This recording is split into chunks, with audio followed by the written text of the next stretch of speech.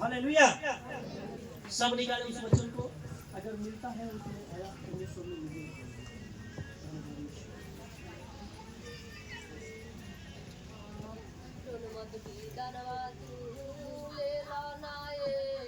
अंठावन अध्याय और उसके 13 से और 14 वचन पढ़। 13 और 14 वचन देखो इसमें क्या लिखा। इसका हेडिंग का देखो क्या लिखा, हेडिंग पढ़ लेना। इसका हेडिंग क्या है? 58 अध्याय निकला, यशाया 58 अध्याय और उसके 13 और 14 वचन। जिसके पास आप सब निकालो। हेडिंग क्या है? हेडिंग पर 13 का हेडिंग पर 13 और 14 वचन जो मैं बोल रहा हूँ समझा कर। विश्राम दिन का पालन करना। हालेलुया। यहाँ क्या लिखा? अब देखो यहाँ लिखा विश्राम दिन का पालन करना। ये परमेश्वर का हेडिंग इसमें क्यों देता गया? इसमें लिखा विश्राम दिन का क्या करना? पालन करना। पालन करना। और वचन पर क्या लिखा इसमें? यदि तू विश्राम दिन को अशुद्ध ना करे, यदि तू विश्राम दिन को अशुद्ध ना करे, अर्थात मेरे उस पवित्र दिन में अपनी इच्छा को नहीं पूरी करने का, हाँ अपनी इच्छा को पूरी करने का यत्न ना करे और विश्राम दिन को आनंद का दिन और यहोवा का पवित्र किया किया हुआ दिन समझ कर माने। यदि तू उसका सम्मान करके उस दिन अपने मार्ग पर ना चले, अपनी इच्छा पूरी ना करे और अपनी ही बातें ना बोले, तो तू यहोवा के कारण सुखी होगा, तू परमेश्वर के कारण सुखी होगा। और मैं तुझे देश के उच्च स्थानों पर चलने दूंगा। मैं तेरे मूल्य याकूब के भाग की, मूल पुरुष याकूब के भाग की उपज में से तुझे खिलाऊंगा, क्योंकि यहोवा यानी परमेश्वर का मुख से यह वचन निकला है। किसके मुख से निकला है? यहोवा यानी परमेश्वर कहता है यदि तू विश्राम दिन को स्मरण करे और उस दिन अपनी इच्छा नहीं, तू अपनी बातें नहीं, तू अपने काम नहीं, यदि उस दिन जो विश्राम दिन ठहराया गया उसको स्मरण करके और उसको पवित्र मानकर तू अपने आप को शुद्ध रखे, अपने आप को पवित्र बनाए और तू परमेश्वर के भवन में आए, तो उसके कारण तू क्या होगा? सुखी होगा। हालेलुया। तू अच्छे भोजन खाएगा। हालेलुया। लेकिन आज इस बात को नहीं होने के कारण आज लोग दुख में, समस्या में, परेशानी में चला गया है, जो अपने शरीर को भी नुकसान दे रहा है। हालेलुया। अपने बेटा बेटियों के जीवन को भी नुकसान दे रहा है। क्यों? क्योंकि परमेश्वर कहता है जब तू विश्राम दिन को अपने आप को पवित्र नहीं करेगा, जब तू विश्राम दिन को स्मरण नहीं रखेगा, तो जब तू नहीं रखेगा तो तेरा बेटा बेटियां भी नहीं रखेगा। जब तू अच्छे बात नहीं बोलेगा तो तेरे बेटा बेटियां भी अच्छे बात नहीं बोलेगा। जब तू आराधना नहीं करेगा, जब तू परमेश्वर के पास नहीं बैठेगा, तो तेरे बेटा बेटियां भी नहीं बैठेगा, नहीं बोलेगा, नहीं सुनेगा। और परमेश्वर कहता है जो तू बोलेगा, जो तू करेगा, जैसे तू चलेगा वैसे ही देख कर तेरे बच्चे, तेरे परिवार चलेगा। हालेलुया। समझ में आ रहा है आप लोग को? तो अब तक जो हम नहीं स्मरण कर रहे थे परमेश्वर के पवित्र दिन को, जो हम उसके आज्ञाओं को नहीं चल रहे थे, तो हम हमारे अंदर क्या था?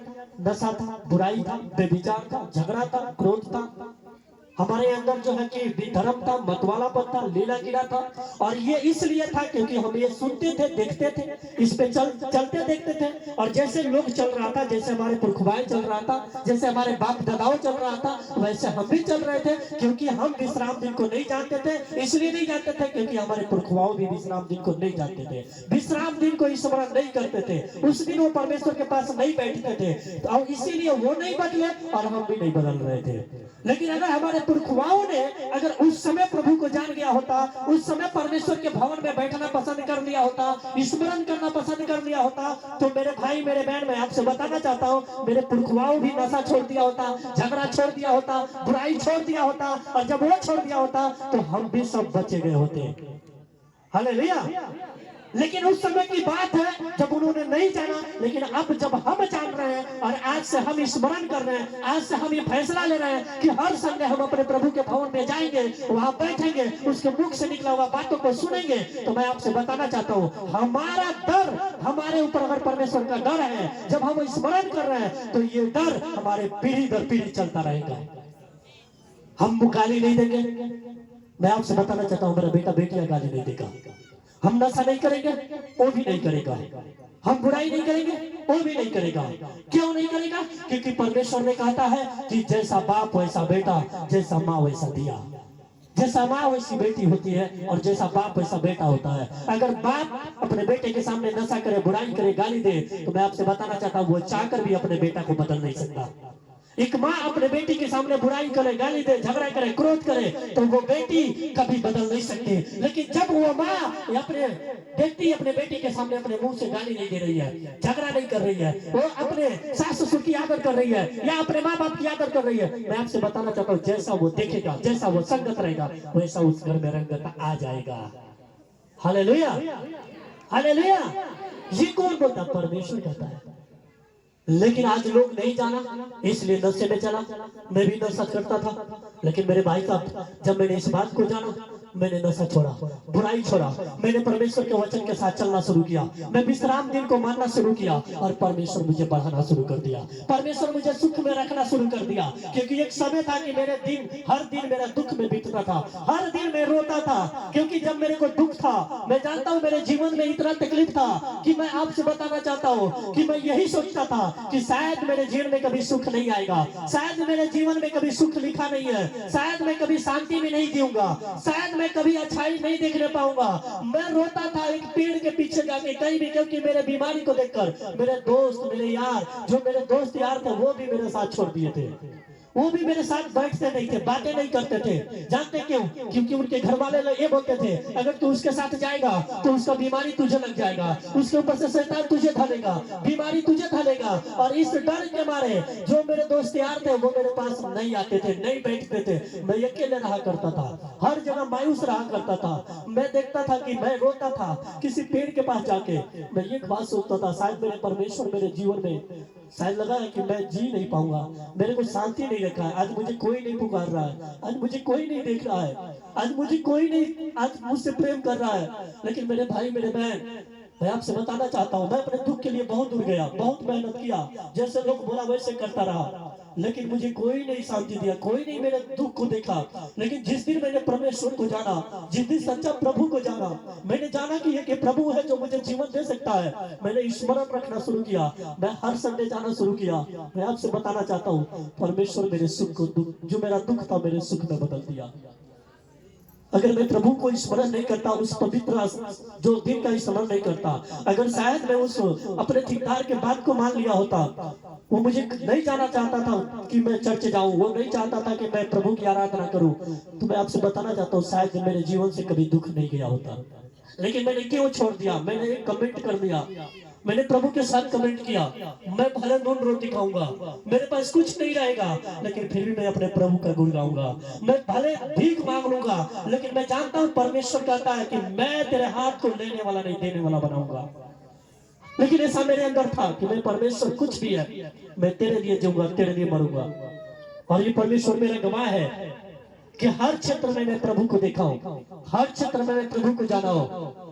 आपका दान दासवांश भी आता है, वो भी मैं प्रभु के लिए लगाता हूँ। मेरे बहन मेरे भाई, मैं आपसे बताना चाहता हूँ, सकता बहुत के अंदर